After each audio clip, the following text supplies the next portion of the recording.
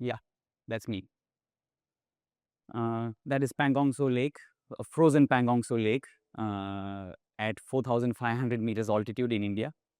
And this is the story about an ice skater from India to the world and back. I was born in Gujarat, Ahmedabad, and was born in a family of athletes, sports persons.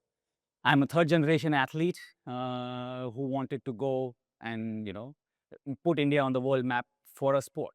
My father and my grandfather, both of them always said that the one thing which people cannot take away from you is your achievements of sports, you know. So yeah, that's my dad. He was a national champion for India, and my aunt used to be also a national champion for 10 years for roller skating.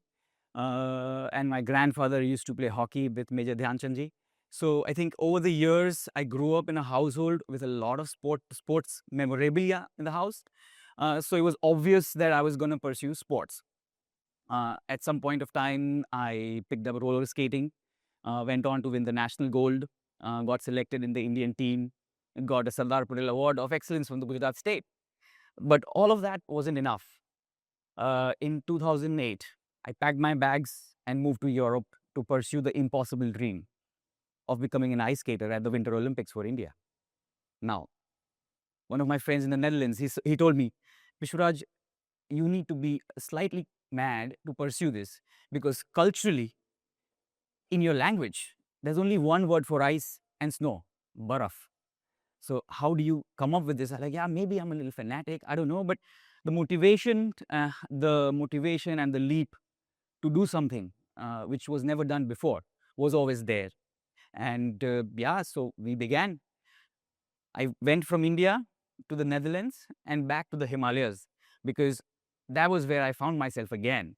Over a period of time, over a period of 18 years, everything which you could have imagined could have gone wrong, and this journey has gone wrong twice.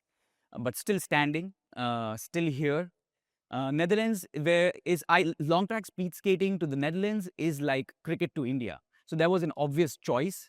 So that when you go there, people would understand what you want to do, how you want. It's like somebody wanting to come and play cricket in India. Uh, I met a very interesting coach. He's been with me for the last 18 years, helping me, guiding me through this challenging and one of the most difficult sports out there. His name is Wim Nieuwenhuizen. Together, we've seen the world and we've done a lot of crazy things. Every day in an athlete's life, in an elite athlete's life, feels impossible because it is challenging. But the curiosity, you need to have your curiosity, which will constantly keep you going. Answer enough questions, you will get somewhere. But over a period of time, obviously, it gets taxing on your body. I've broken most of my bones in my body, had a concussion a couple of times, but the idea was there's no giving up and there's no going back. Wim always said, if you're coming all the way from India to do my sport, I'm crazy enough to coach you. And we began. Over a period of 18 years, I've represented India for 300 races, over 70 national records, and 8 international medals. Uh, and obviously, I missed out on the Winter Olympics. That was okay. It was a tough pill to swallow, but that is life. But I learned a lot, learned how not to do something at least, because we've tried everything which out there. So eventually, at some point, I found myself figuring out what to do next. And I ended up in the Himalayas again to find myself, to understand what is next, how to do this. And then I ended up ice skating on this big frozen piece of land. There was nobody. It was minus 30, minus 40 at times. And I made the world's highest 5 kilometers in India, which was another fascinating situation to be in. So now you might wonder what happens next?